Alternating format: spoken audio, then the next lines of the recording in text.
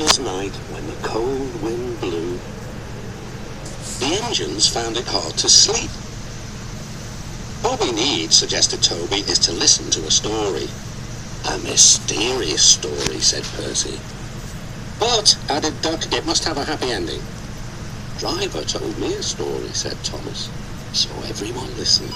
Once upon a time, began Thomas, there were 3 little engines who lived in their own little shed on their own little railway. Their names were Duke, Stuart, and Falcon. Duke was the oldest and named after his grace, the Duke of Sodor. He was proud of this and loved to keep the little engines in order.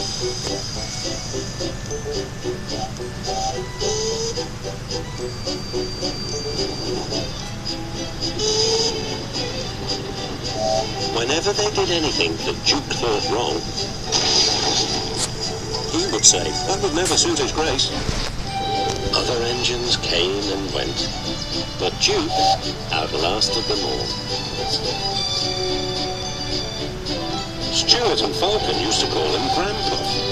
They were fond of him, but they got very tired of hearing all about his grace. Sometimes they would tease him and chant, engines come, engines go, Granpuff goes on forever. You impertinent scallywags, Duke would say. Whatever are you engines coming to? Never mind, Granpuff, we're only young ones. Well, you'd better mind, unless you want to end up like Smudger. Oh, Granpuff, whatever happened? Smudger, said Duke, was a show-off. He rode roughly and often came off the rails.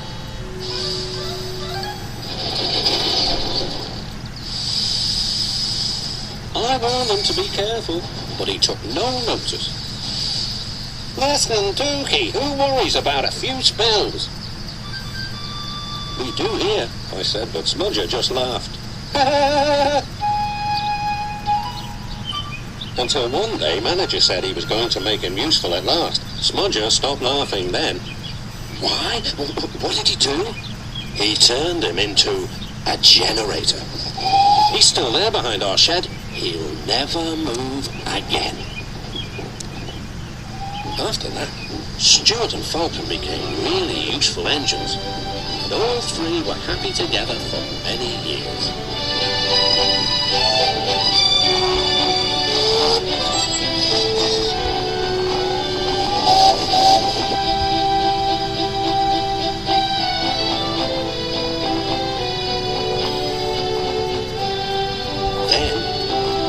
Times came.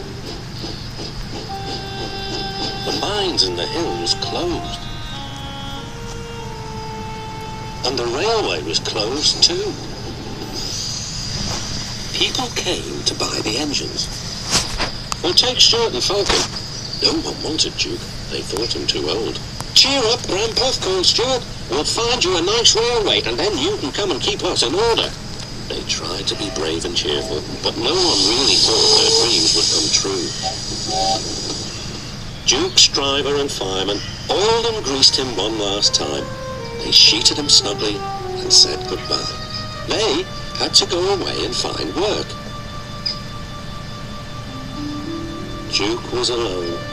Oh well, he sighed, I'll go to sleep. It'll help pass the time.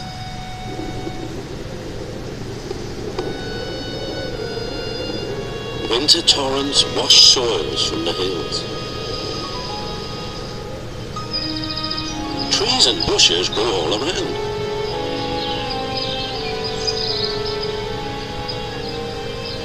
You wouldn't have known a shed was there, let alone a little engine asleep inside. That's not a happy ending, exclaimed Percy. Ah, murmured Thomas sleepily. There will be. But that'll have to wait until next time.